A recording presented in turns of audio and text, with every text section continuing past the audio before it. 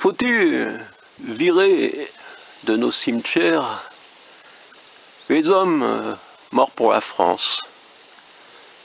C'est une question que je me pose fin janvier 2020 à Montcuq-en-Quercy-Blanc. Oui, ce cimetière est désormais un des cimetières de Montcuq-en-Quercy-Blanc car notre commune, petite commune, a fusionné.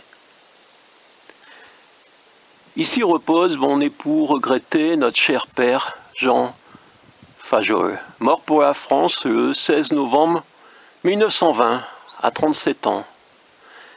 Oui, on dit 14-18, mais certains sont morts pour la France encore un peu après, je ne sais pas dans quelles circonstances. Honneur, patrie, et le portrait de cet homme. Toute personne susceptible de fournir des informations concernant cet emplacement est priée de les communiquer en mairie, soit en se présentant, soit en adressant un courrier. Ce qui est souvent une manière de préparer une reprise de concession, des reprises de concession. Oui, dans ce petit cimetière, voilà, c'est rempli de panneaux. Il y a d'autres vidéos sur le sujet. Vous voyez même une très belle tombe historique là-bas au bout. Elle a le droit à son petit panneau aussi.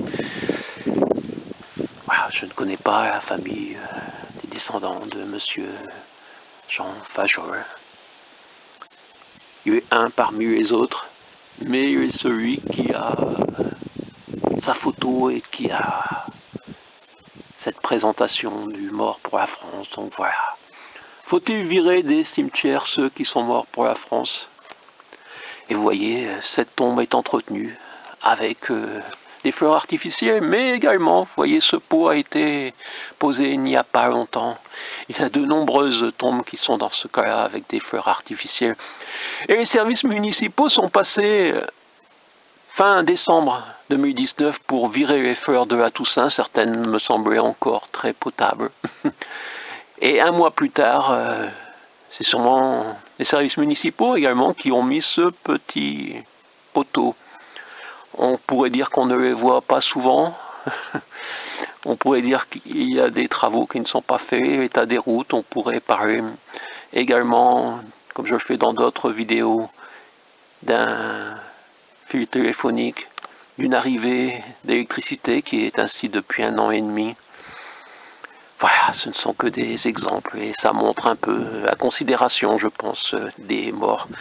Mais quand on sait la manière dont les vivants sont considérés, quand on sait qu'on peut se retrouver accusé de propos injurieux en conseil municipal sans que pas un des élus n'ose demander au moins une preuve, on est dans la soumission. Donc je ne sais pas si c'est l'idéologie de M. Labarde qui se met en place dans également nos cimetières.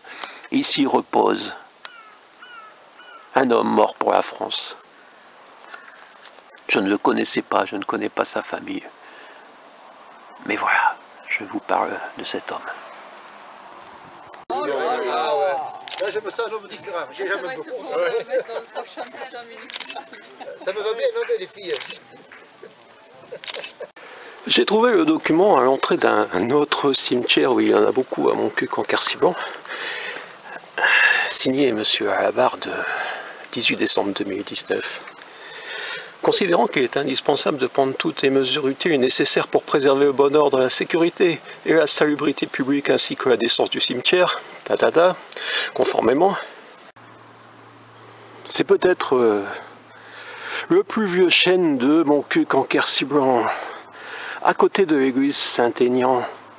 En 1956, les chênes ont quasiment tous disparu. La sève a explosé à cause du froid, c'est ce qu'on m'a raconté. On va y entrer. 3 février 2020. Vous voyez, ces tombes sont entretenues. Et les cornichons, on en côtoie tous les jours, pas qu'à Montcuq. Hein. Les cornichons, on en côtoie tous les jours, pas qu'à Montcuq. Hein. Les cornichons, on en côtoie tous les jours, pas qu'à Montcuq. Hein. Les cornichons, on en côtoie tous les jours, pas qu'à Montcuq. Hein. On en côtoie tous les jours, pas qu'à